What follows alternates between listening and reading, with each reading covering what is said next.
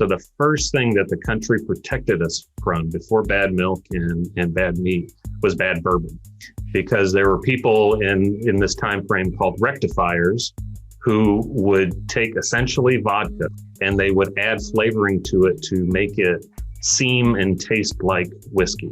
And those things would sometimes be harmless, but sometimes if the proof wasn't high enough, they would add things like acid to give it that burn, that finish that you feel in your chest.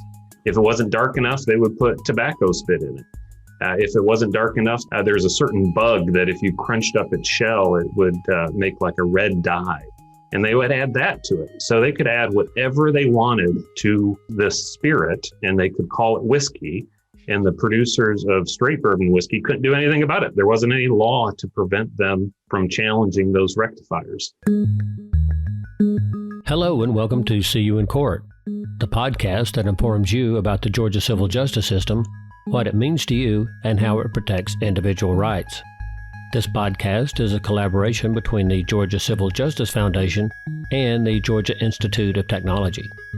Your hosts are robinfrazierclark and lestertate, who are both past presidents of the State Bar of Georgia and currently serve on the board of directors of the Georgia Civil Justice Foundation. And now this episode of See You in Court. Good morning, friends and lovers of the law, and welcome to See You in Court. I am Robin Fraser-Clark, and with me, as usual this morning, is my co-host, Lestertate. Good morning, Lester. Good morning, Robin. How are you today? I'm doing fine. My left arm is a little sore because I had my second COVID vaccination shot yesterday. Well, that's really good news. I got my immunity the old-fashioned way, although I only suffered for a couple of hours. I got one of those monoclonal antibody infusions, which really helped. If people get it and are eligible for that, I would highly recommend it. But I'm very excited this morning because we're going to be talking about one of mine, your favorite subjects, the elixir of the gods, Kentucky bourbon. Yes, definitely one of our favorite subjects, although I want to let our listeners know we're taping this at 10 o'clock in the morning, Wednesday morning, the 31st. So I don't have any bourbon in my coffee. I don't know about you, Lester, but I don't have any. Maybe we should have scheduled it at 5 o'clock or at least declared it's, as Jimmy Buffett says, it's 5 o'clock somewhere. Right. Well, we may have some tonight to celebrate the taping of this and our great guest, Brian Haara. And so let me tell our listeners a little bit about Brian. Delighted to have him. Brian Haara is a Kentucky lawyer and author of Bourbon Justice, How Whiskey Law Shaped America. And we're going to talk to him about his book and about bourbon litigation, the great American spirit, how it shaped our country's laws. Bourbon whiskey has made a surprising contribution to American legal history. Tracking the history of bourbon and bourbon law illuminates the development of the United States as a nation, from conquering the wild frontier to rugged individualism to fostering the entrepreneurial spirit to solidifying itself as a nation of laws. Bourbon is responsible for the growth and maturation of many substantive areas of law, such as trademark, breach of contract, fraud, governmental regulation and taxation, and consumer protection. In Bourbon Justice, Brian Haara delves into the legal history behind one of America's most treasured spirits to uncover a past fraught with lawsuits whose outcome, surprisingly perhaps, helped define a nation. Let me tell you a little bit about Brian. He is a partner in the law firm of Tackall Meek in Louisville, Kentucky. Tackall Meek. Brian primarily practices in the insurance, financial services, and bourbon industries and represents businesses and professionals in defense of employment claims and professional liability claims, fiduciary liability, disputes among owners, conflicts with competitors and vendors, insurance coverage and bad faith disputes, construction defects, and personal injury defense. Brian received his undergraduate degree from Alma College, a BA, magna cum laude, and Phi Beta Kappa in 1993, and his law school degree from the University of Kentucky College of Law, where he received his Juris Doctor in 1996. His book, Bourbon Justice, How Whiskey Law Shaped America, is his first book, but it is based on his over 20 years of practicing law in Louisville, Kentucky. Brian's practice includes litigation of business, including bourbon trademark litigation, insurance, and real estate disputes. And after finding cases of significant bourbon historical value, Brian discovered that bourbon law tracks the growth of the United States, from conquering the wild frontier to rugged individualism to the entrepreneurial spirit to establishing a nation of laws. American law developed along with the bourbon industry, both of which in turn track the evolution and growth of the United States. And you can learn more about Brian Haara at various websites. I want to tell you those. Tachau Meek, that's his law firm. It's TACHAULAW.com.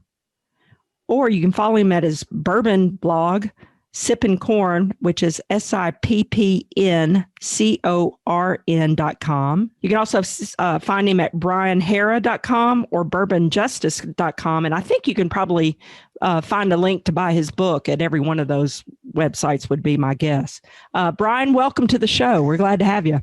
Wow, what an introduction. Thank you, Robin and Lester. I'm always a little embarrassed to hear about myself, but I'm always glad to talk about bourbon, even in the morning. And most of these, when I do a CLE, a lot of times we'll do it right as the last session, and then we'll move into happy hour. But I enjoy talking bourbon in the morning as well. And thanks for having me. That sounds like a great idea. I know you mentioned Bill Samuels, master distiller of Maker's Mark, several times in your book, who, when I was president of Atlanta Lawyers Club, I had Bill come and speak to our club, and it's a dinner meeting. And so we had a little bottle of Maker's Mark at everybody's place setting. Nice. And most people just opened it up and did it as a shot that night. We had a lot of fun with Bill Samuels.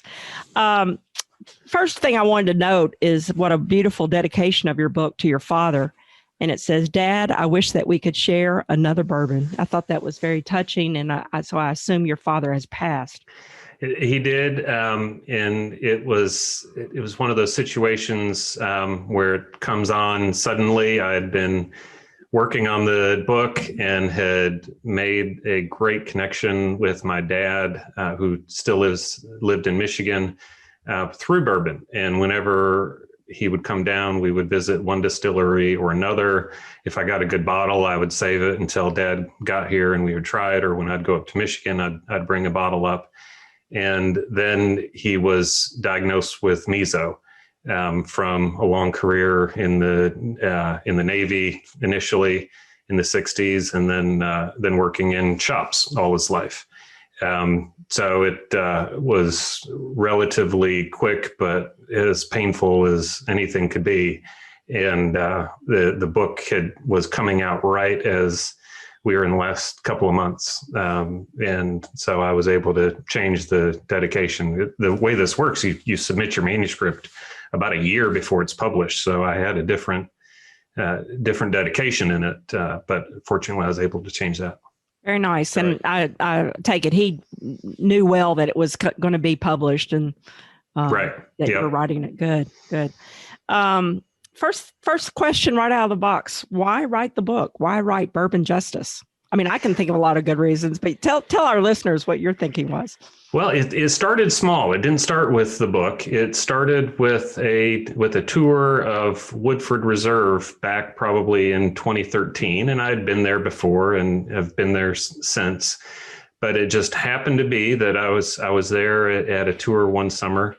And the next week, just researching for something totally different on Westlaw, I came across a case from the 1800s.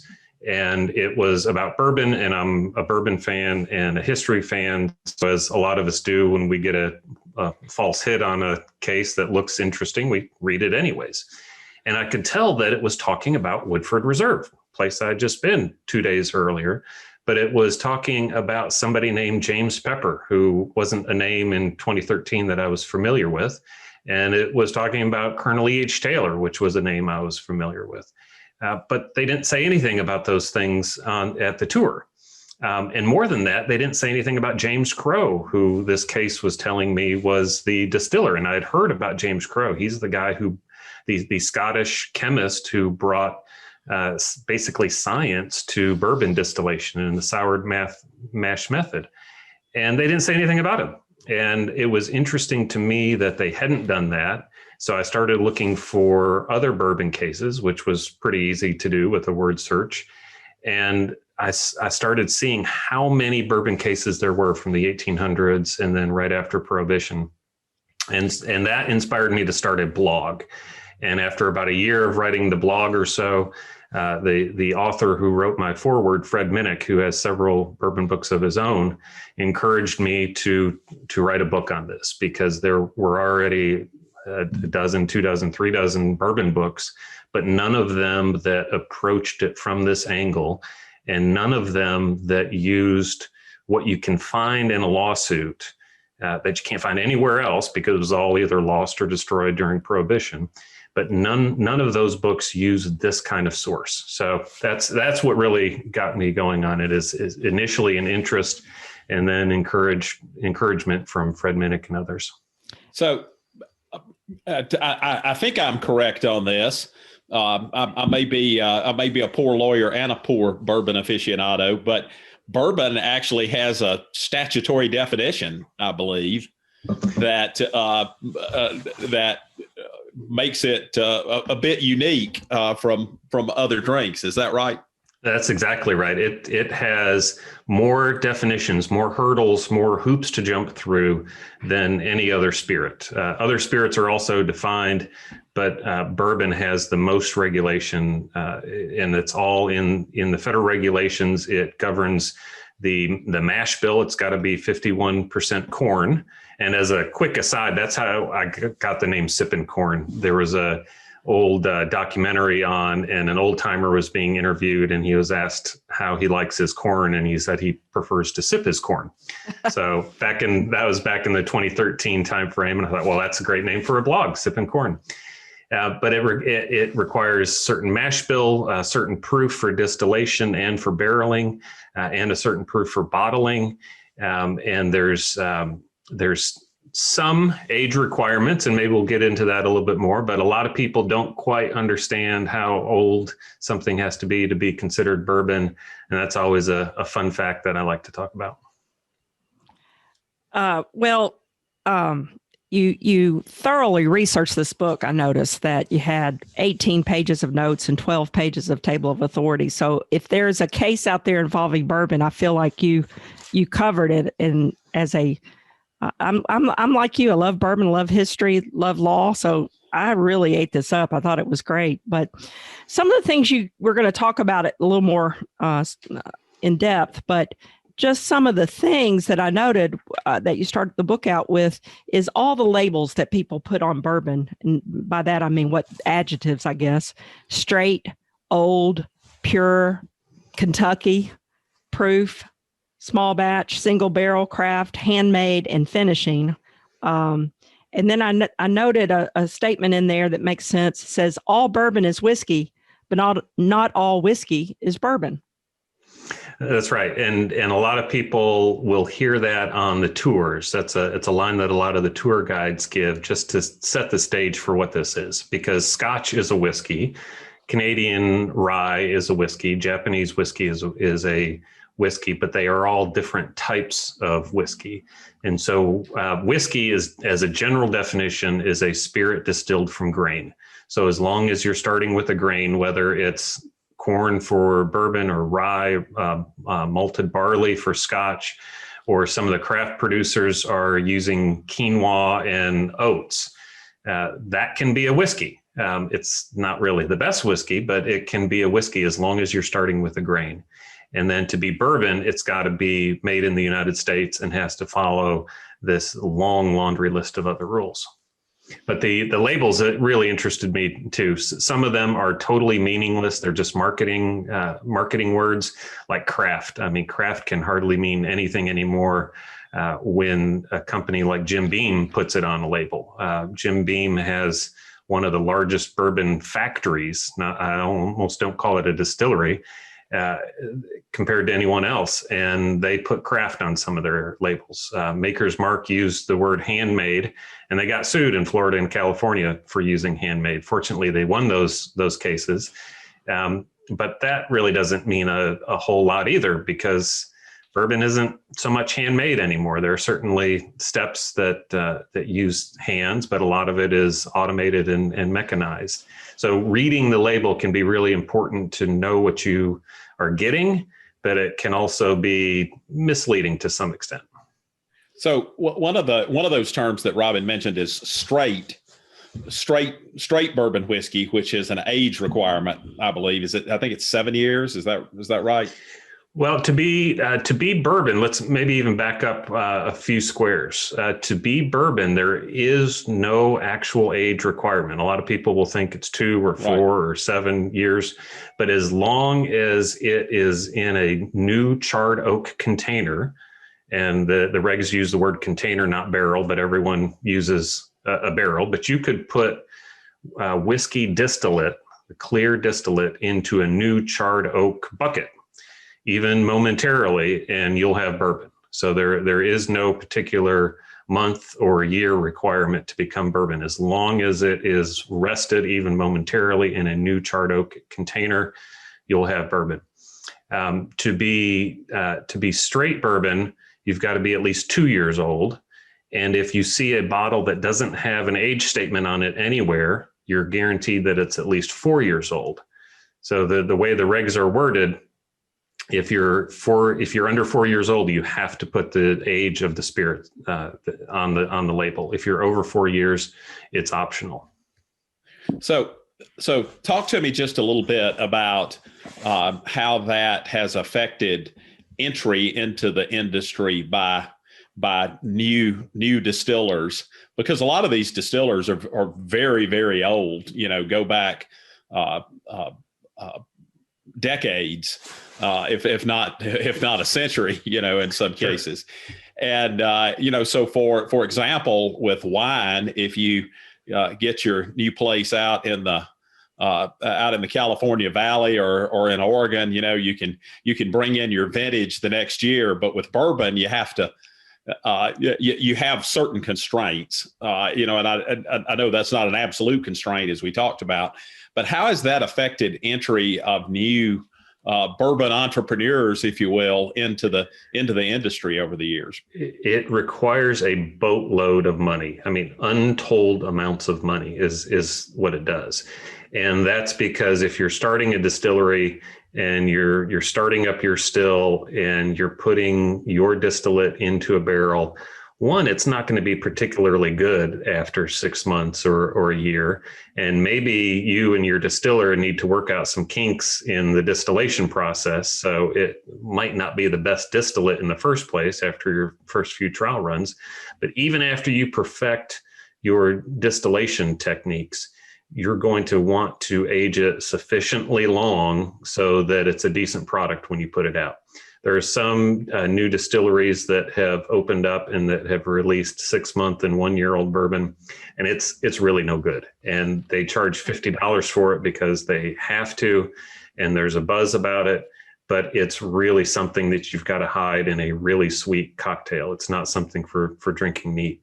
So the people entering the market who have the financing, what they do is they try to get by selling vodka or rum, something that doesn't need to be aged, but they can run the same mash bill and produce something, get it out the door, make a little bit of money. Others of them don't even do that. They just hold their breath until they've got 4-year-old bourbon, and then they can sell it either as bottled in bond or at least a non-age stated. Or in a lot of cases, a craft distiller will put the age on it just to show that it's their own bourbon and they've distilled it there and they've aged it there.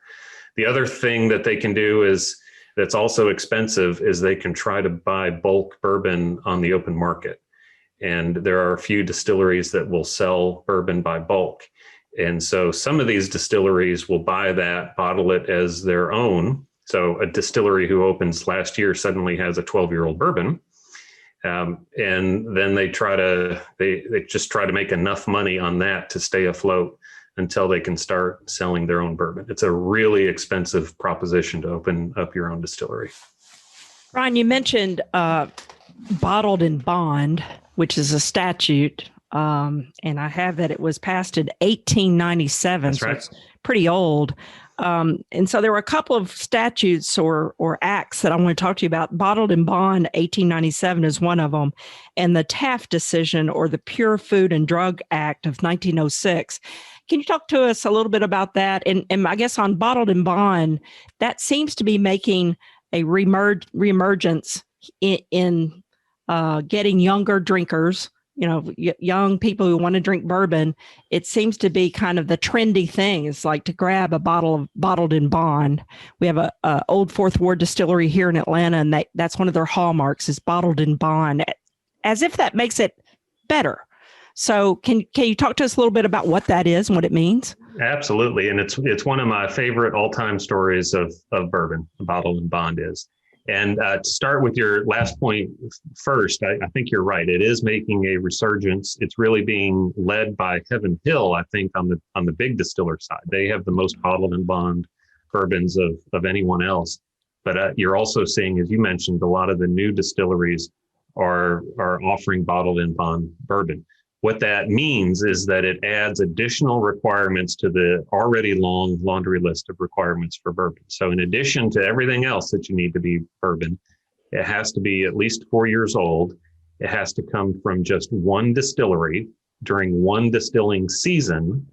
And there's 2 distilling seasons. It's fall and spring, and made by one distiller. So you've got to have this continuity of the operations. And the other thing that this does, maybe only incidentally, is it means that you can't blend in other bourbon to fix what you have. So bottling something in bond as a Bottled in Bond bourbon shows a lot of confidence in your product because it can only come from that one distillation season. So you can't start with a 4-year-old bourbon and blend in a little bit of 12-year-old bourbon to give it more of an oaky backbone. You can't blend in another bourbon that maybe was a little sweeter to balance some maybe pepper tones that might be in the bourbon. You're stuck with what you have. And so it's a sign of confidence, I think, when a distiller releases the Bottled in Bond bourbon. But my favorite story of Bottled in Bond is that it's the country's first consumer protection law. So again, this is 1897. This is a time frame when milk was adulterated. They would thin milk down with water and sometimes pond water to make it go further. But of course, when milk is that thin, no one's going to buy it. So you had to add chalk or other substances to thicken it up. And you added formaldehyde to make it last longer. I mean, milk was bad stuff in the 1890s. And we've all read or remember hearing about the jungle and meat contamination and meat packing plants and how bad meat was. And consumers weren't protected from either of those things. So the first thing that the country protected us from before bad milk and bad meat was bad bourbon, because there were people in this time frame called rectifiers who would take essentially vodka, a clear flavorless distillate, and they would add flavoring to it to make it seem and taste like whiskey. And those things would sometimes be harmless, like caramel coloring and regular natural additives for flavoring. But sometimes if the proof wasn't high enough, they would add things like acid to give it that burn, that finish that you feel in your chest. If it wasn't dark enough, they would put tobacco spit in it. If it wasn't dark enough, they would crunch up. There's a certain bug that if you crunched up its shell, it would make like a red dye. And they would add that to it. So they could add whatever they wanted to this spirit, and they could call it whiskey. And the producers of straight bourbon whiskey couldn't do anything about it. There wasn't any law to prevent them from challenging those rectifiers. So a guy named Colonel E.H. Taylor from Frankfort, Kentucky, led the charge, a nationwide charge, to pass the Bottled in Bond Act, which gave those restrictions on what could be straight bourbon whiskey, Bottled in Bond whiskey, to try to put the rectifiers out of business. So maybe he didn't really have a consumer protection purpose in what he was doing, because he wanted to beat the rectifiers in the market, but it ended up being our first consumer protection law. And it didn't really do enough because the rectifiers still stayed in business. So that's why in 1906, we finally had the Pure Food and Drug Act, which specifically addressed some of the worst whiskey producers. There was a guy named Walter Duffy, who made all sorts of false medicinal claims about his Duffy's Pure Malt Whiskey and all the great things that it could do for you. That was mentioned by name in the Pure Food and Drug Act. But the rectifiers still hung on, and they were still producing their fake whiskey. And so that required 3 years later, the Taft decision. So President Taft came in, and he had to basically mediate the dispute among the rectifiers and the producers of straight bourbon whiskey. And they wanted him to define what it meant to be whiskey. And so through the Taft decision, he basically said that if you produce imitation whiskey, call it that. If you produce straight bourbon whiskey, call it that. The consumer is entitled to know what he's getting, and he should be able to look at the bottle and determine what he's getting. So it at least stopped the rectifiers from putting straight bourbon whiskey on their labels, which they had been able to do before that. And that is still the law today, I take it. That's right. It's still the law today. It's been changed around the edges through the regulations. And now with our regulations, it's a lot clearer on what can be called straight bourbon whiskey. And we have a whole regulatory body that is called the TTB that governs label approvals and has a long regulation on what you can and can't put on labels. So there's certainly more bureaucracy. There's certainly more laws now, but it all got its start through those three things. So let's talk for a minute about Kentucky bourbon. I'm on with two Kentuckians today. You and Robin both. But there's an old wives' tale that bourbon has to come from Kentucky, which is, I think, pretty clearly false to anybody with a rudimentary knowledge of that. But what does Kentucky bourbon mean? Is there a legal significance? And also, maybe tell us a little bit about why Kentucky is viewed as Grand Central Station for bourbon. Yeah, I love this question, and it really all comes down to, I think, just location and luck as far as why Kentucky is the bourbon central of the country. When Kentucky was the far western frontier, a lot of people from the east would come here to escape taxation and regulation in the long arm of the law. And a lot of the distillers in Pennsylvania and Maryland distilled rye. Rye grew a lot better in the Northeast. And when they made it to Kentucky, they found that corn grew remarkably well. They found that we had fantastic water. They found that we had a climate that cooperated with the aging process for whiskey. So they started using the grain that was most abundant, and that was corn. And so for a while, it did mean, and there are some cases that do refer to bourbon as a Kentucky product. So I think that's where the legend comes from, that it had to be made in Kentucky. It's no longer true. Bourbon can be made anywhere in the United States. You can have Hawaiian and Alaskan bourbon if you want, but it's not going to be any good. That goes back to why Kentucky was so lucky.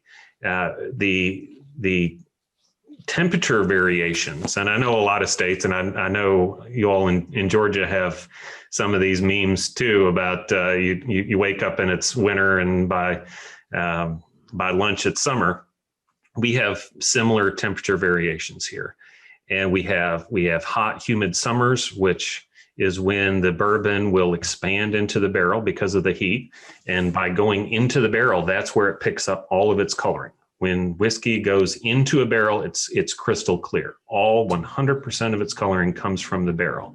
And then it also picks up through chemical reactions, sugars that are in the charred staves of the barrel. So when it cools down, then the whiskey comes back into the barrel, and it brings with it that color, and it brings with it the sweetness and the oakiness and the pepper that you get from the bourbon barrel. And we just got lucky. We found through just trial and error that this was the best place to make bourbon. Tennessee has a similar environment. Where it's on a similar limestone shelf, so you get good pure water in both states. And there's also a distillery right across the Ohio River in Indiana that makes an absolute ton of rye and bourbon. It's called MGP. And they make a lot, and they're right on the Ohio River. So they have the same limestone shelf. They have the same condition that we do. So that's why it's all centralized here. Just a fortunate accident of nature that we're the best for it. So a few years ago, I went to Ireland to see my alma mater, Georgia Tech, play Boston College. I'm in a bar in Kilkenny, Ireland, and on the blackboard there, they have written up, Jack Daniels is basically the same thing as bourbon. And I thought it a bit defamatory, and not that I don't like Jack Daniels, but and I wondered what the Irish would say if we likened something to Irish whiskey that actually was not. But a lot of people think that, that Jack Daniels, if you go to a bar, an open bar or whatever, what kind of bourbon do you have? Well, we got Jack Daniels. Could you tell us why Jack Daniels, great product that it is and one I enjoy, is not bourbon? Well, it's a great question because it qualifies as bourbon. It has a mash bill that is more than 50% corn. It doesn't have any sort of flavoring added to it, artificial flavoring or anything like that. So it should, you would think, qualify as bourbon. But what Jack Daniels does, and what Tennessee has tried really hard to protect and promote, is it uses something called the Lincoln County process.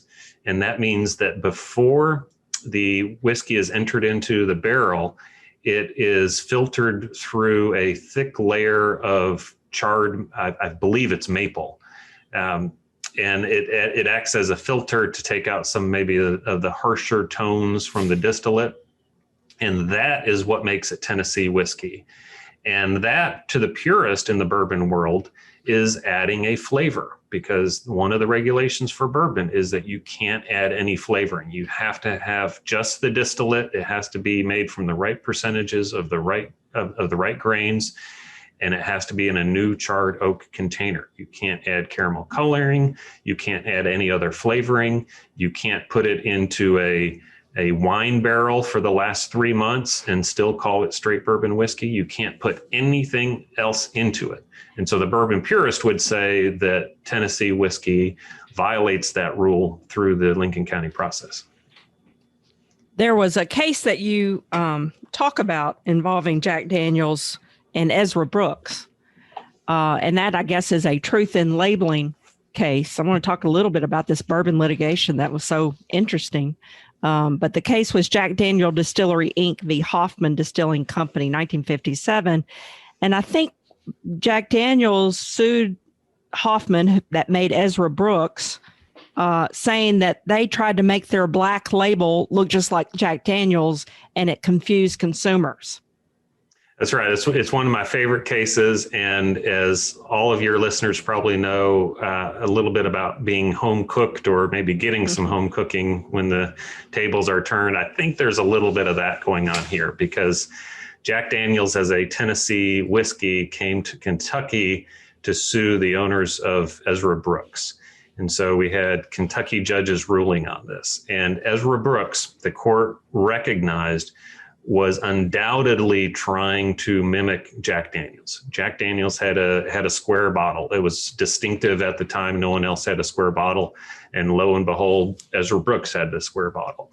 It had a similar label at the bottom, and it had a similar neck label. It showed an old-time distillery on the label.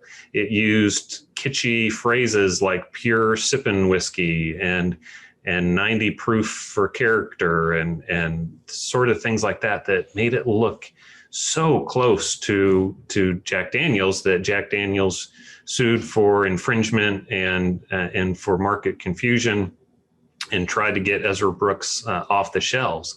But the distinctive factor here is that Ezra Brooks still said straight bourbon whiskey on the label, and Jack Daniels had on its label Tennessee whiskey. And so the court ended up ruling that a consumer at the very least has to look at the label enough to see that one is Tennessee whiskey and that the other is straight bourbon whiskey. One's from Kentucky, one's from Tennessee. And that was distinguishing enough, even though you could tell that Ezra Brooks was trying to look like Jack Daniels, even though they had print ads where it would show a hand reaching for an Ezra Brooks bottle right next to a Jack Daniels bottle. Even though it was trying to use the Jack Daniels good name, it was different enough because it said Kentucky straight bourbon whiskey, and it was a different type of whiskey than Tennessee whiskey. On page 137 of your book, you have a chart that shows how similar their labels were. They're basically the same, but a couple of words changed. For example, Jack Daniels said 90 proof by choice. Ezra Brooks said 90 proof for character. Right. Jack said rare old sippin' whiskey, and Ezra said real sippin' whiskey. That's right. They're very, very similar. The last thing that they were advertised, Jack said there isn't quite enough to go around, and Ezra said there just ain't enough to go around. That's right. They mimicked it at every turn. And the kicker for me that puzzles me a little bit on the ruling is that all of those things were true for Jack Daniels. Jack Daniels was a very popular brand coming out of World War II. And it was still a popular brand through the 50s and 60s and is now. It's an incredibly popular brand. Ezra Brooks was brand new. They didn't have their own distillery. They were sourcing bourbon on the open market. So this picture of the old time distillery on the label just didn't exist. The claim that there ain't enough to go around wasn't true. There wasn't the demand for Ezra Brooks. It was a brand new whiskey. There wasn't any demand yet. So things like that really trouble me with that case. But again, the court held consumers should at least read the label to see one's Tennessee and one's Kentucky, and that's good enough. Which then led to another interesting case, Brown-Forman Corp v. Barton Inc., about the Woodford Reserve. You mentioned Woodford Reserve, and I think Lester and I know I've been to Woodford Reserve. Lester probably has too. I think we went together, Robin. You may not remember that. Sorry about that. Southern Conference of Bar Presidents, about 2012 or so. And, Okay, I've been a couple of times then. But anyway, Brown-Forman Corp v. Barton Inc. about the Woodford Reserve label and the distinction of distilled for versus distilled by. Right. Can you tell us a little bit about that case? Yes. So courts are putting a lot of pressure on consumers to read the fine print sometimes. This was a case that Brown-Forman, which owns the Woodford Reserve distillery and brand, filed against Barton because when Woodford was launched in the mid-90s, it was new. It was a new thing for bourbon. It was helping to bring bourbon back into a more exclusive, high-end type of spirit, because through the 70s and 80s, bourbon sort of got the brown bag in a gutter sort of reputation. And Maker's Mark did a great job of starting to turn that around. And then Woodford is really the brand that turned it around when it released its high-end Woodford Reserve. Now, what they did is they bought a distillery in Woodford County, Kentucky, that incidentally they had owned decades earlier. And so they rebought it. They fixed it up. They started distilling there. But of course, you can't, just like the craft distillers are finding out, you can't distill something and release it a month later. So what Brown-Forman did is that it distilled the Woodford Reserve whiskey, the whiskey that would be Woodford Reserve, at its distillery in Louisville. And then it would ship it after it was nearly done aging. It would ship it to the warehouses at the Woodford Reserve property. And the word they used is matured. They would mature these barrels of Brown-Forman bourbon at the Woodford Reserve property.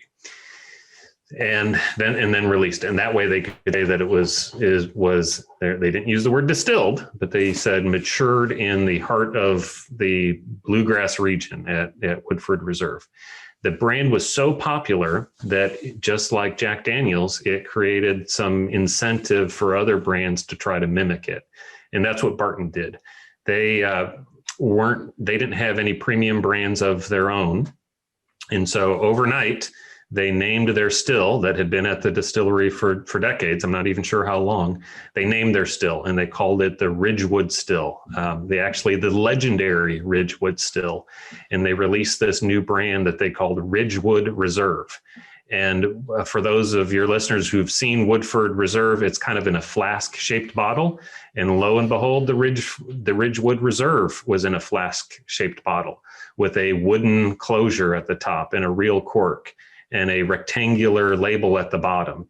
And it looked a lot like Woodford Reserve. And in the depositions, which again is a great part of the research that's available when you write a book from this perspective, the marketers admitted that they were going for the Woodford feel. They acknowledged that they were going for this look and for this feel. And I think in a remarkable ruling, the court ordered Barton to take Ridgewood Reserve off the shelves, off the retail shelves, which goes a lot further than a lot of courts have gone in these trademark cases. But I think it was warranted here because it was really trying to mimic and confuse the customers. And they changed their name from Ridgewood to Ridgemont. And then a few years later, they took off Ridgemont entirely and used the name 1792, which is the state or the year that Kentucky joined the Union. So now if you see 1792 from Barton, that's what used to be Ridgewood Reserve. So there are a lot of some of the cases you talk about are puffery cases, or mere puffing, as my contract professor used to call it. Where somebody's trying to sell their product and they're puffing it up and they're making it sound good.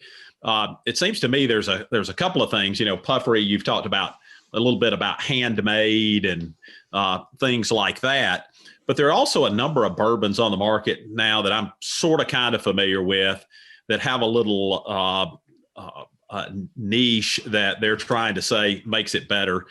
Widow Jane, bottled in New York, comes from some spring in New York.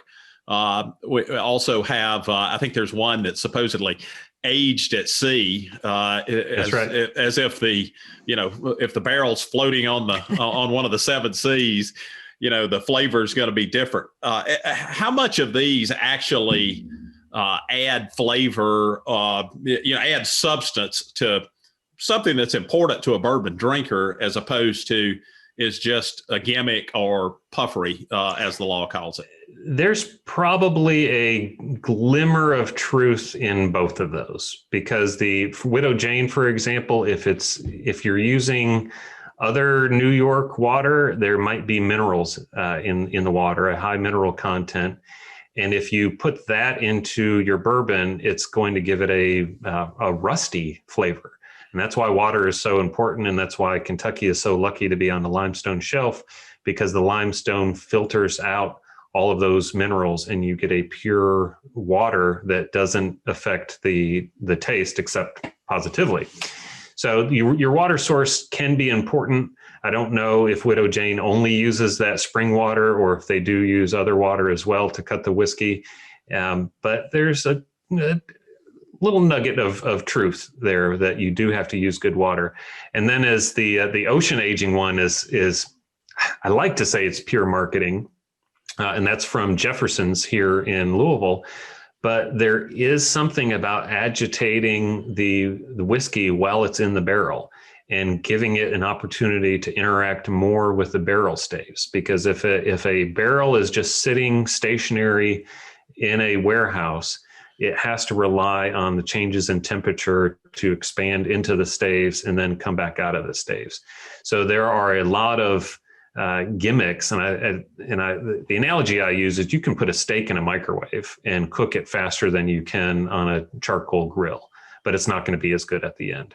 And so I think the traditional way of keeping the barrel stationary and giving it enough years to go in and out of the staves is probably better, but that doesn't stop people from trying these speed up techniques for the aging. So there are some craft distillers that will play a heavy bass music in their warehouse. It's, the kind that's loud enough that you can feel it in your chest, and that reverberates through the barrels, and that agitates the whiskey in the barrels and gets more interaction with the wood. And when you're on a boat in the ocean, the waves will create that same sort of effect. There are other craft distillers that will put charred oak chips into the barrel to try to get more interaction with charred wood as it ages, to try to speed that process up. And there are all sorts of theories to accelerate that aging process. And personally, I like to stick with, and maybe this means I'm a traditionalist, but I like to stick with the old method. I think that ends up making the best steak. The old ways are the best ways. Oftentimes they are, and that's right. So is there, and you talked about how bourbon has gone from being a brown bag, walk out of the liquor store, sit on the curb and drink it, viewed that way, as opposed to a really high end type endeavor for folks like me and Robin who enjoy sort of trying to be connoisseurs about it. And we've talked about the barriers to entry a little bit.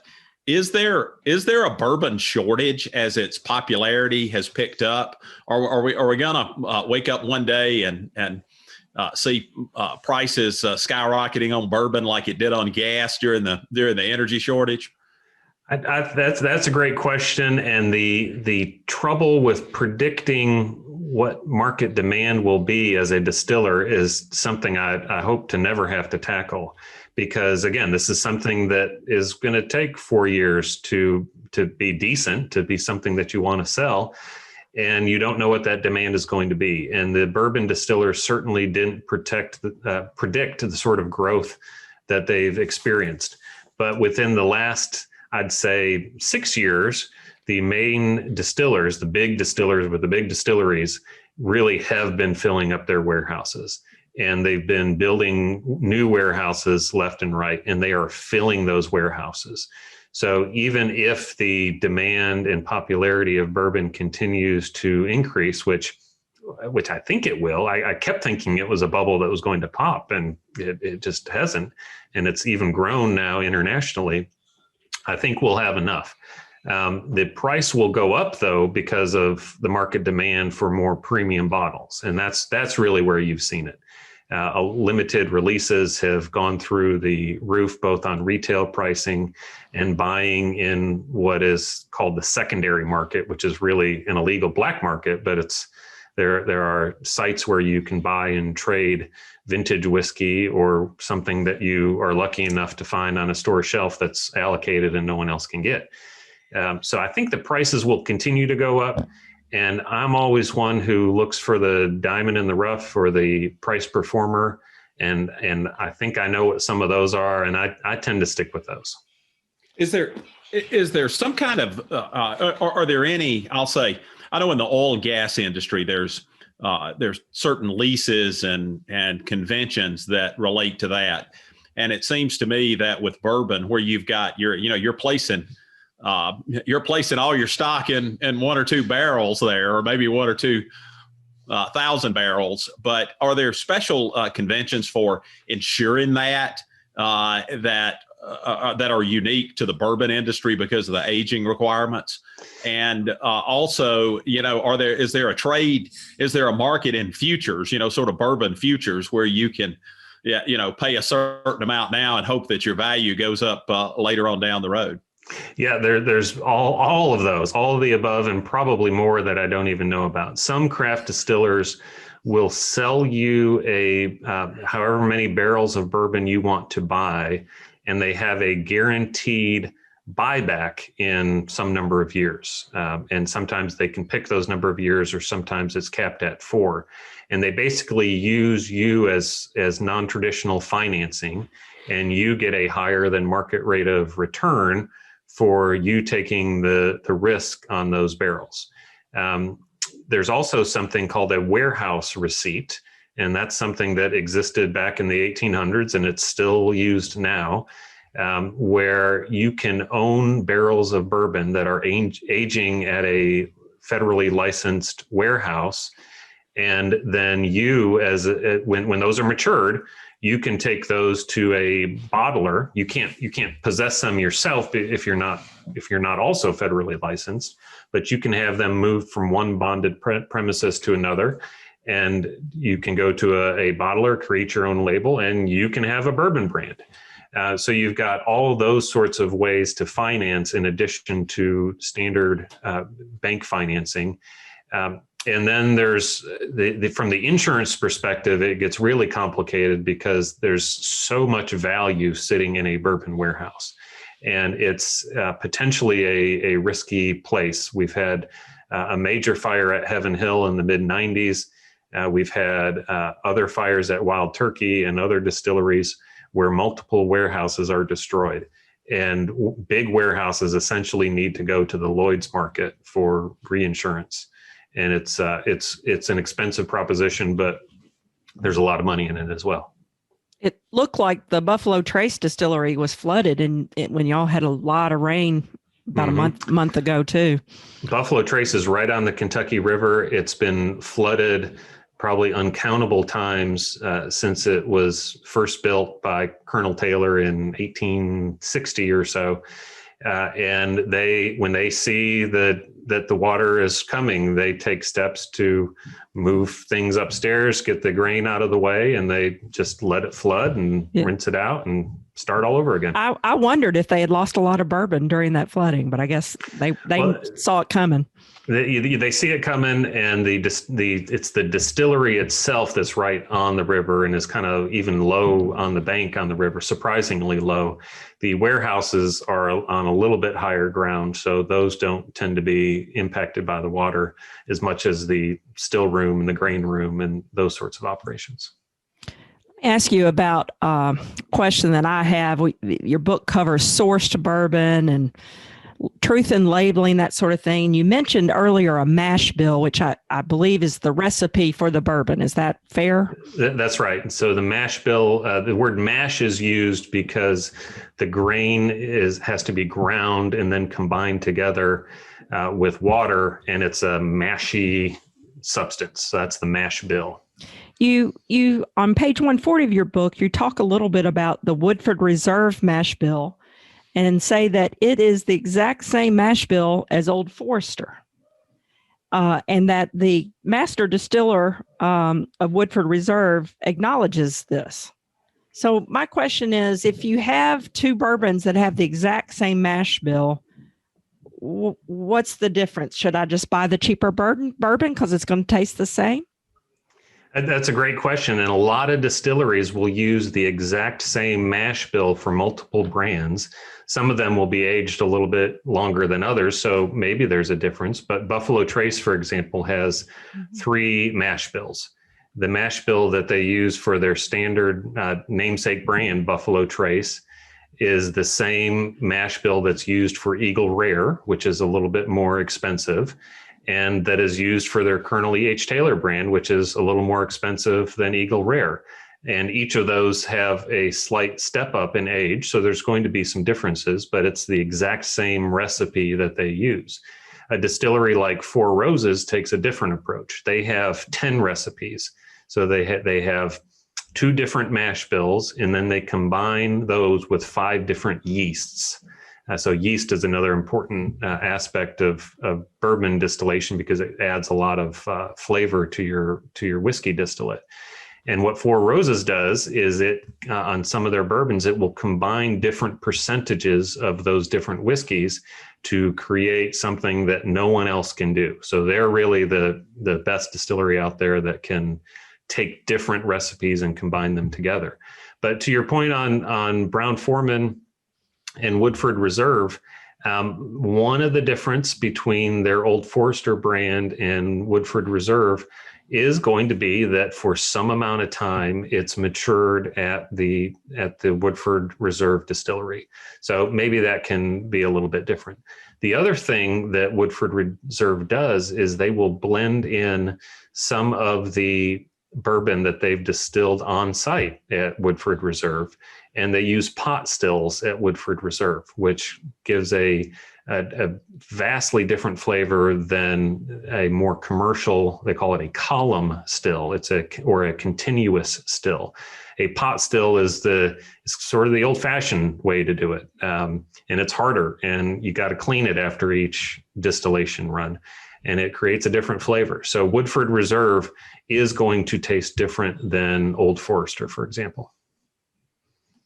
So one of the things you talk about, I think, also is prohibition. Lawyers always remember the liquor amendments, 18 and 21, for what is and has been drinking ages over the years.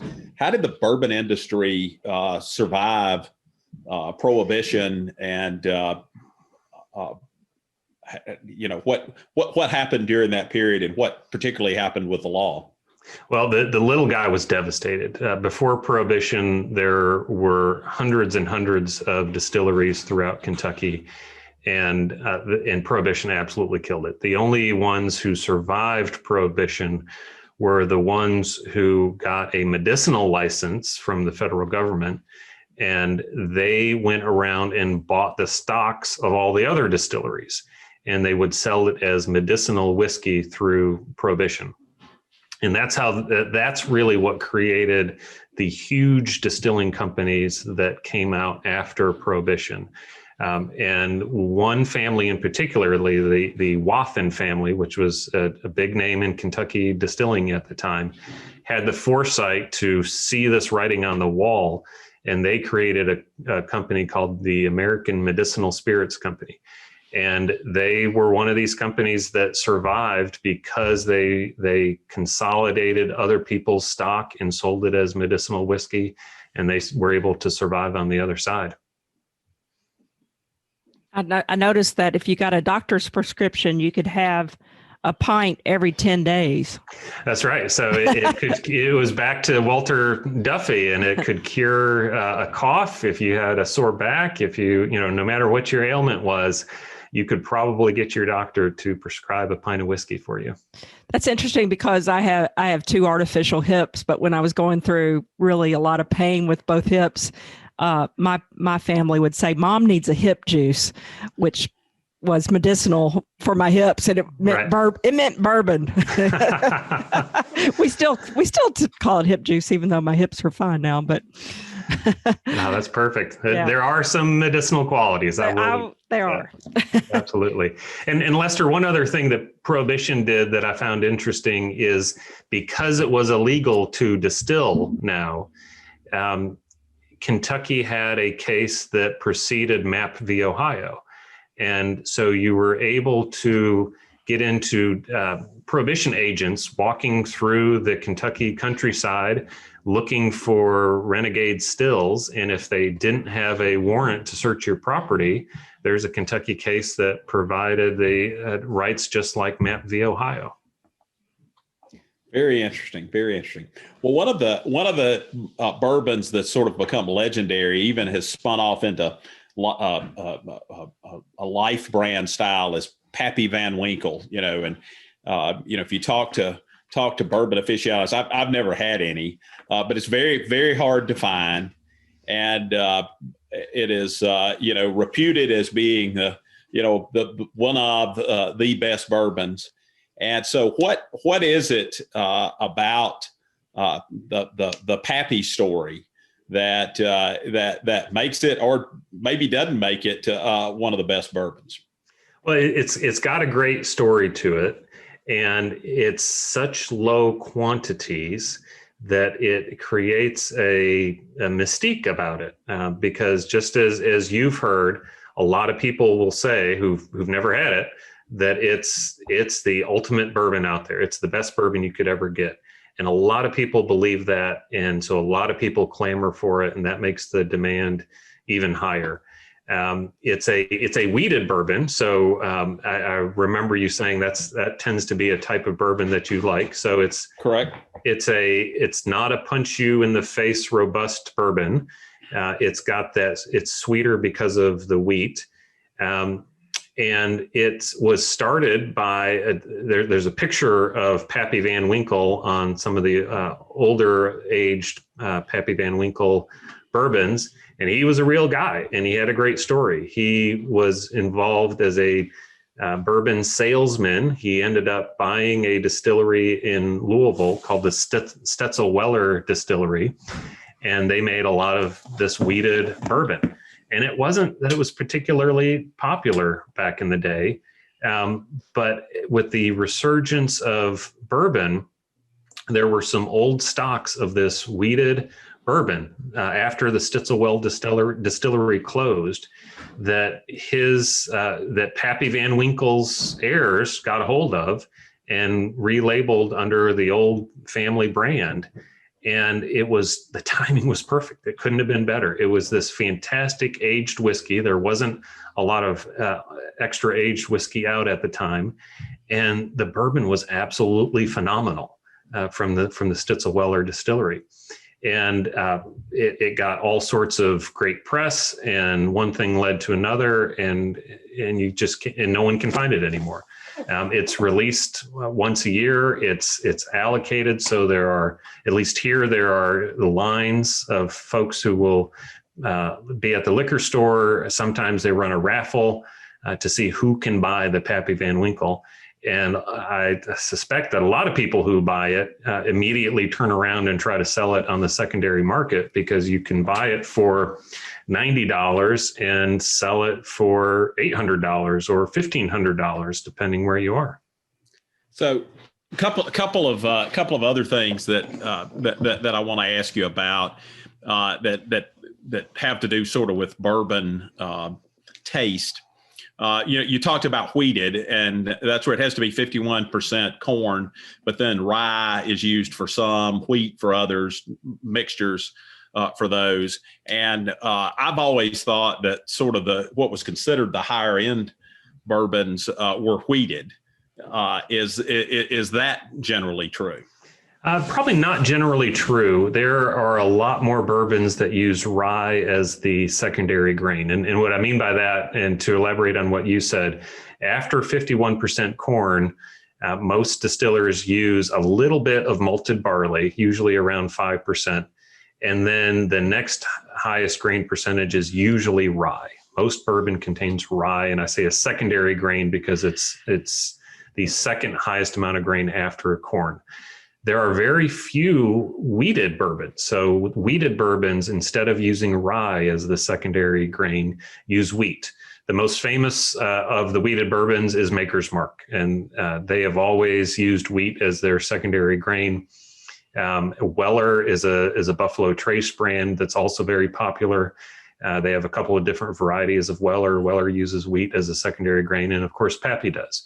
Heaven Hill's wheated bourbon is called, they have a couple of different, one is Larceny and the other is Old Fitzgerald. So you can really name on a hand and a half all of the wheated bourbons out there. And I would say, other than Pappy Van Winkle, when you get into exclusive, expensive bourbons, that's actually really the only one that is a wheated bourbon. The rest, there are some fantastic limited edition bourbons that come out of Four Roses. Those actually have a lot of rye in them. Still enough corn to be bourbon, but they're very high rye for the secondary grain. And then even Buffalo Trace has a limited edition that they release each year that's called the Buffalo Trace Antique Collection. And all of those, except for the Weller brand that they have in that lineup, all have rye as the secondary grain. So it's by far the most common secondary grain. So my last process question here, I promise. But I also have, in fact, I'm sitting in my study now, and I've got a little bar where I've got one of the oak barrels that you can buy, and you can sort of put your bourbon in there and let it age a little more, as it goes along. And it seems to me, I mean, what I put in it, I don't put the high end bourbons in it, but I put the lower so-called lower end bourbons in there, the more generic type bourbons and let them sit. It does seem to add some flavor to that to me, but I was wondering what your opinion was about that, about home aging of some of the lesser brands to flavorize them a little more. I think it's a great idea to experiment. And like you, I'm not going to put anything expensive in there because it's already, most of those I already like. So there's no need to try to mess with them. But I think it's part of the process of enjoying bourbon. Put it in one of those little mini barrels, see if you can get some more oakiness into it. I read a book by Alan Goldfarb where it's called, I think, Hacking Whiskey or Whiskey Hacking. And he had a recipe in there for what they call fat washing bourbon. And so the recipe is to grill bacon and infuse your bourbon with bacon fat. And everyone swore how great that was and said it's great in a Bloody Mary and it's great all on its own. Mine turned out awful. I mean, it was the worst thing I've ever tried. I don't know if it's operator error or I just don't like it, but mine was awful and I'll never, ever do it again. But you can also fat wash with peanut butter if you want to see what it would be like to have more of a peanut flavor in your bourbon. And there's all these different ways to experiment with it. And if you get, like you said, the Evan Williams 100 proof, you can get a handle of that for pretty inexpensive. It's 100 proof and experiment with it a little bit. See what you like. $28. That's what I put in my barrels. There you go. All the time is the Evan Williams white label, 100 proof. So it's sort of, the alcohol will still sort of shine through a little bit in an old fashioned or whatever else. But I've enjoyed it. Yeah, it's a great bourbon. At one of our bourbon tastings, which we have from time to time at Lawyers Club, which, by the way, Brian, please come visit us in Atlanta and we'll take you for a bourbon. Oh, I will. Absolutely. Lawyers Club on the 38th floor of the Promenade. It's beautiful. But we had a bourbon tasting with that bacon flavored bourbon, and that was not for me. Not for you either? Okay, good. Well, I'm glad it's just not me. And I'm hoping that it wasn't operator error. I don't think so. So it's good to hear that you weren't a fan either.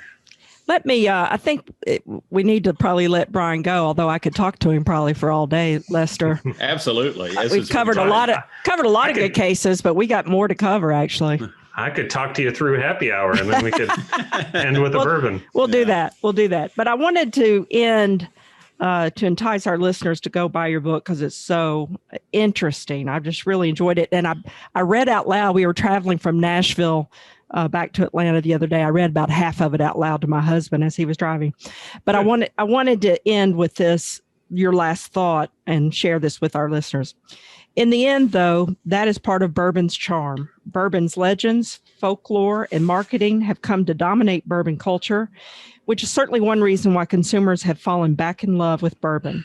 On the other hand, tall tales can create a disconnect because another part of bourbon's allure is that it is pure and genuine. These 10 chapters have focused on legal stories of historic bourbon distillers fighting for the craft and their very livelihood against rectifiers and charlatans, and against each other to protect their own names and intellectual property rights, but also uniting for the greater good of consumer protection. Puffery, deception, and infringement seem irreconcilable with this legal history and the authenticity that is guaranteed in every bottle of straight bourbon whiskey. This contradiction, however, proves the point of bourbon justice. Just as the American experience is complex, and just as the flavors of bourbon are complex, bourbon history embraces that complexity. Bourbon and history are more than just complementary. Bourbon law tells the history of America, and making it all the more fitting to be honored as America's native spirit. There's plenty more history that bourbon law can tell, with stories that could resonate with consumers simultaneously thirsty for mavericks and authenticity while they sip their corn. If distillers and consumers realize that lawsuits hold the key and that those stories can be more fascinating than the myths, then bourbon justice will have proven its case. I love that ending, and I think you have you have proven your case, and I'm going to be looking forward to Bourbon Justice Volume 2. Robin, I think that may be the first time that I've heard a book really sold, and of course, I've got the book and have read it, but, by reading the last paragraph, usually you're trying to avoid spoilers, but boy, that just entices you in all the more. Absolutely. Oh, thank you. Well, Brian, we always like to ask our guests one final question. And that is, what is your notion of justice, or what is your definition of justice? Yeah, that's a great question, and I love that you asked that. And part of what I went through on the interviews that I listened to were try to hear what other guests would have to say about that, because my experience is limited. I know that because of my practice, which is all civil litigation, I probably have a more narrow view, and I can afford to approach it as the traditional rule of law definition, without getting into the social constructs that have really interfered with justice in the criminal justice arena. But I chose the word justice for the book title because Bourbon helped guide the country from this Wild West, or this laissez-faire world where rectifiers could do what they want and put what they want on the labels, and could put poison in bottles or other products outside of the bourbon industry. And bourbon, I think, provided justice because it provided consumer protection, because it provided workplace safety laws, because it helped grow us into a nation of laws. So justice in that sense is consistent with how I've approached it in the civil litigation world, the rule of law. Treating everyone the same under the law. And there are undoubtedly some bourbon stories that probably tend more toward the social justice side of the equation. And your question has actually inspired me to start looking into that side as well. Great. Looking forward to it. I look forward to our next conversation, and hopefully it'll be while we're clinking glasses of bourbon. 38th floor. I've got that in my head. I'll see you there. It's truly beautiful. We have a great bartender and a great bar, and we'll have you there next time you're in Atlanta. It's perfect. Thank you. Thank you, Brian. Let me share with our listeners again. Brian, thanks for being with us. We've been talking with Kentucky lawyer and author Brian Haara. You can get his book, Bourbon Justice, How Whiskey Law Shaped America, on Amazon.com in Kindle, paperback, or hardback, or on his website, brianhaara.com. That's Brian, B-R-I-A-N, Haara, H-A-A-R-A.com. Also, you can follow him at his blog at sippincorn.com. That's sippin without a second I, SIPPNCORN.com. Or at bourbonjustice.com. That's an easy one to remember. Thank you again, Brian. Great. Thanks so much. I appreciate both of your time.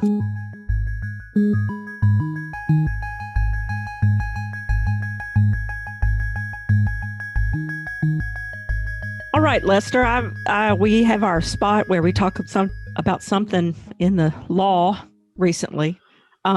Before I do mine, I wanted to say, if I get a bottle of Pappy Van Winkle, I'm sharing it with you, and I hope you will make that agreement with me. I will. You got it. We have an ironclad covenant for Pappy Van Winkle. It cannot be found around here, but if I ever get one, you and I are going to drink it together. Let's do it. Let's do it.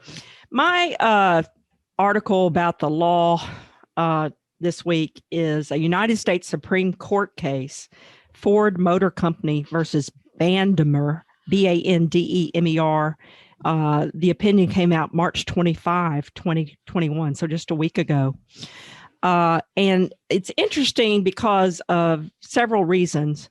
First of all, this podcast is about the civil justice system. It's sponsored by the Georgia Civil Justice System or Foundation. And this is one of those rare times when the United States Supreme Court took a personal injury civil case. So it's a civil personal two civil personal injury cases. That's very rare in United States Supreme Court jurisprudence. But it dealt with personal jurisdiction of Ford Motor Company. One case was a tread separation on a Ford car, and the other case was a failure of the airbag to deploy. One was a wrongful death case. The tread separation ended in a death. the airbag case ended in severe catastrophic personal injuries.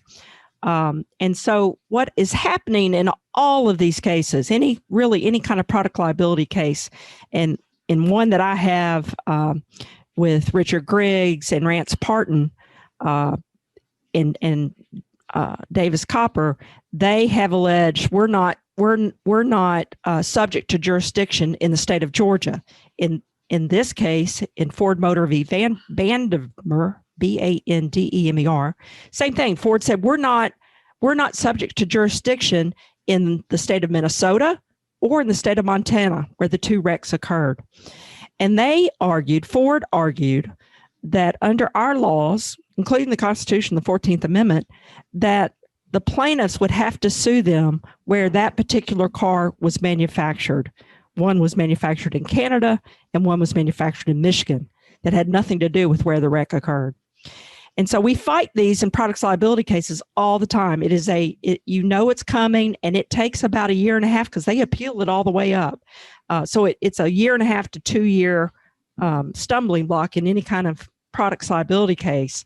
But finally, United States Supreme Court, and Justice Kagan authored the opinion, and it was unanimous, said that no, a car is meant to travel from state to state, or from Canada to the United States, or from New York to the state of Washington. And so we're going to say that Ford we have jurisdiction over Ford wherever the incident occurred, and that plaintiffs could have jurisdiction over them in Minnesota, or could have jurisdiction over them in Montana for personal injury arising out of these product liability cases. It was a unanimous, except with some special concurrences. The new Justice Barrett, did not participate, but one of the concurrences was by Justice Gorsuch, and he didn't really like the way they got to the end result. He didn't really care for that, but he did agree with it. He agreed about it. But I'll say, even though my outlook on the law and the Constitution may not mirror Justice Gorsuch's, it's fun to read his opinions because he's a pretty funny guy. And he talks about, nobody likes to be served anywhere because it means you got a lawsuit coming. But he says, nobody likes to see the process server. And that's true. Nobody likes to see the process server. But this opinion makes it very clear that you may sue Ford Motor Company or any company like that creates products that travel from state to state. You can sue them in the state where the incident occurred. And so that now is the law of the land, and no more initial litigation when you have a products case. That's over. So we're all of us who do products liability stuff we're all very happy to see this opinion, and we'll put it up on the website so people can read it. It's not even that long for United States Supreme Court case, but thrilled to see the outcome. Very interesting. Very interesting. And personal jurisdiction, that's one of the first things you take up in civil procedure in law school, because you have to have jurisdiction before court can hear anything else. So it's a fascinating, fascinating issue. Well, let me just tell you one thing. Sure. You mentioned first year civil procedure law school. This case goes all through international shoe and worldwide. I know you're against NAF and worldwide Volkswagen. So that's great. Yeah, that's great. Well, mine today, before I get into it, I want to ask our listeners, we're here, we're really talking about the law. And so I want to ask you to divorce yourself from politics for just a minute, because I want to talk about a case that's really sort of, it was in the news yesterday or today. And it is it involves politics, but the legal issue is fascinating. And Robin, as you were talking about the U.S. Supreme Court, people often talk, well, we've got this 5-4 split. A lot of those decisions are 9-0, just like the one that you just had. And they really have to do with the law and not with the politics of the whole thing. So I have my article today is about a political case that I think is really kind of fascinating from a legal sort of standpoint, if you will lay aside your views on the personalities and on the events that transpired back on January 6th of this year.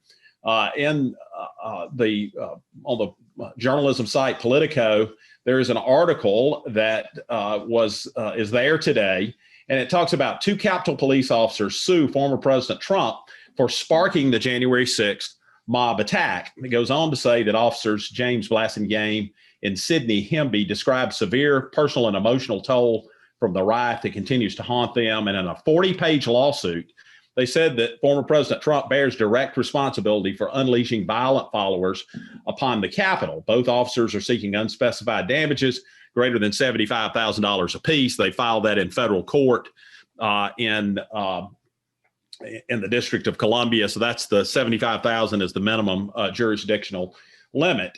Now, what's fascinating to me about this case, and a lot of our listeners who maybe are not lawyers or don't work in the legal industry, may not realize that what we call premises liability, where somebody's killed on the scene of an apartment complex or at a store where there's inadequate security and stuff, the law provides that there are certain acts and omissions that others can take that aren't the wrongdoer that still results in liability on the part of the individual that owns the property or controls the property or whatnot.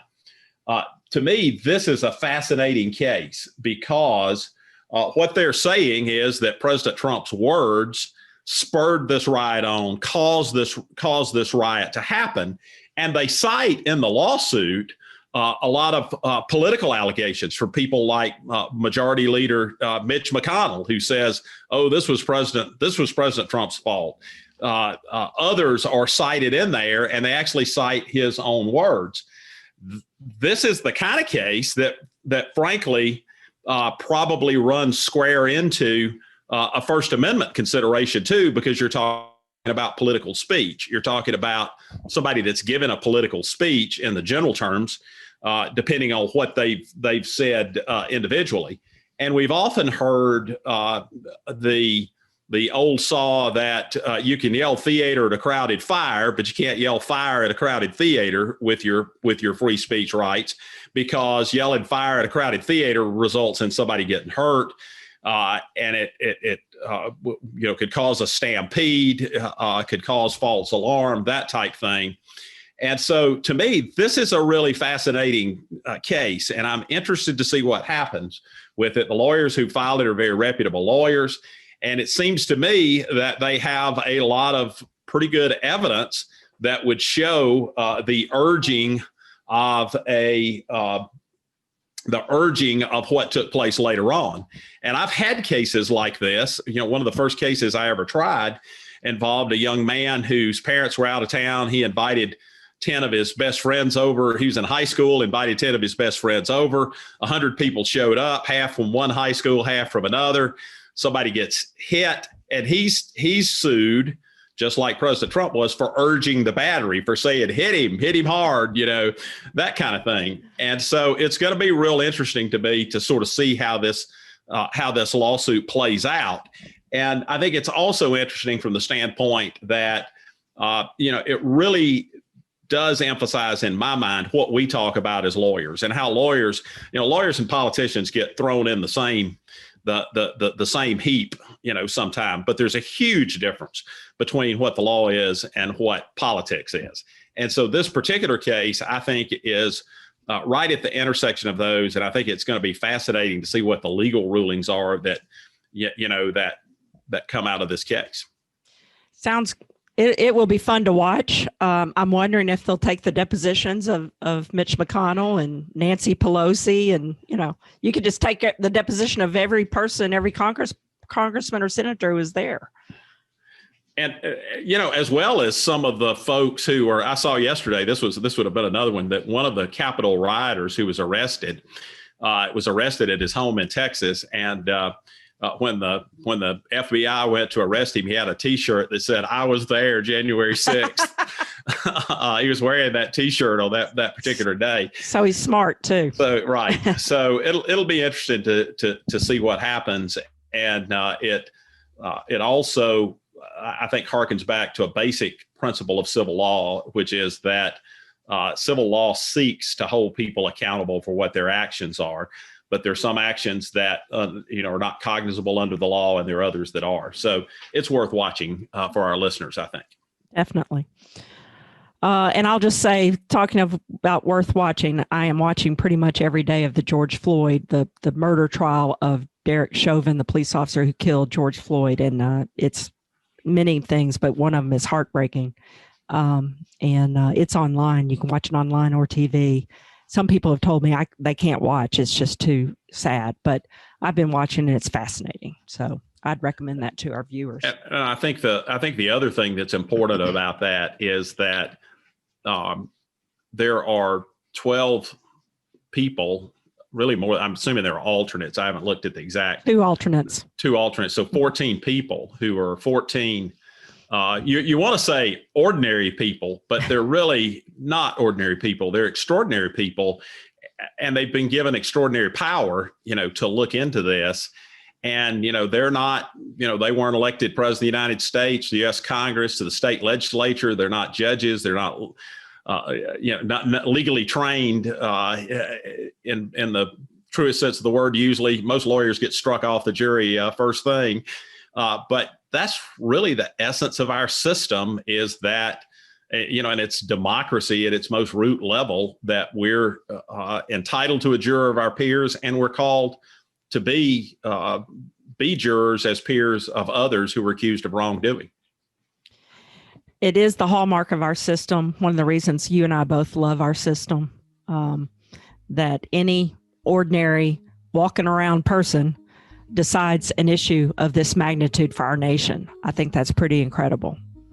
So I have nothing else, Lester. What you got? I don't either. I just really enjoyed the show today. I did too. Thought it was a great show. Me too. And until next time, we will see you in court. Thank you for listening to See You in Court, brought to you by the Georgia Civil Justice Foundation and the Georgia Institute of Technology. Please subscribe to this podcast and consider writing a review. You may find related documents to this week's episode on our website, seeyouincourt.podbean.com. Please send any questions, suggestions, or ideas to seeyouincourtpodcast@gmail.com.